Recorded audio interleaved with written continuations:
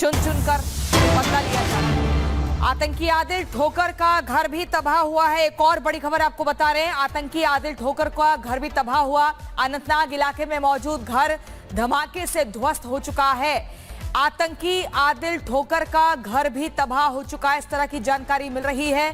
और ये चेहरा जो आप देख रहे हैं, यही वो आतंकी आदिल का चेहरा देख रहे हैं जिसका घर ध्वस्त किया जा चुका है। त्राल इलाके में मौजूद घर में धमाका होता है और धमाके से पूरा घर ध्वस्त किया जा चुका है।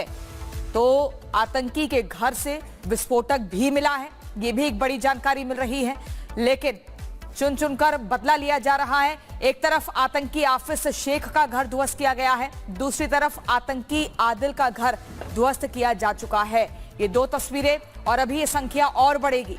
लगातार चुन चुनकर एक्शन हर उस अड्डे तक, हर उस जगह तक, बंकर तक पहुंचेगी भारतीय सेना, जहां जहां ये आतंकी छिपे रहते हैं और पनाह लेते हैं।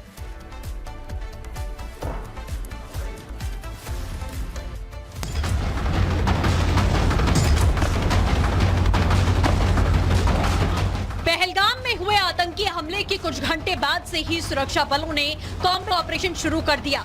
भारत ने आक्रमण के नाम युद्धाभ्यास शुरू कर दिया है। अरब सागर में मिसाइल परीक्षण किया तो अब आतंकिस्तान का अंतिम दिन लिख दिया गया। पहलगाम में हुए आतंकी हमले की जगह पर रिपब्लिक भारत की टीम पहुंची। हम वहां पहुंचे जहां अभी तक कोई नहीं गया, वहां जहां से आतंकी फरार हुए और जहां छिपे थे। जब हम इस जंगल में पहुंचे तो हमें नजर आया कि एक तो बड़े बड़े पेड़, दूसरी तरफ आप देखेंगे बड़ी बड़ी चट्टानें भी हैं और वो चट्टानें पूरे तरीके से घास से पटी हुई है। आप ये देखिए, जैसे जैसे मैं ऊपर जा रहा हूँ, ये पहाड़ी का पूरा इलाका है और इसी में चढ़ने पर महारत है उन आतंकियों की। लेकिन आप इन चट्टानों को देखेंगे, ये सबसे बड़ा हाइड आउट इस पहाड़ में माना जाता है कि इसी पहाड़ी का सहारा लेकर इस पहाड़ी में जो ग्रीनरी है, इस ग्रीनरी की आड़ में खुद को छुपाने की आतंकी जो है वो कोशिश करते हैं। इसके बाद हम उस रास्ते पर भी पहुंचे जहां से आतंकी पहुंचे और फिर जहां भगदड़ मची।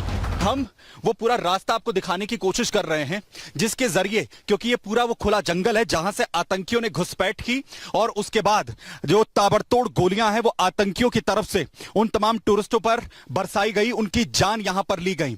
ये देखिए रास्ता, क्योंकि दावा किया जा रहा है कि इन्हीं रास्तों का इस्तेमाल जो है वो आतंकियों की तरफ से किया। आतंकियों ने घने जंगलों में जाने के लिए कटीले तारों को काटा था।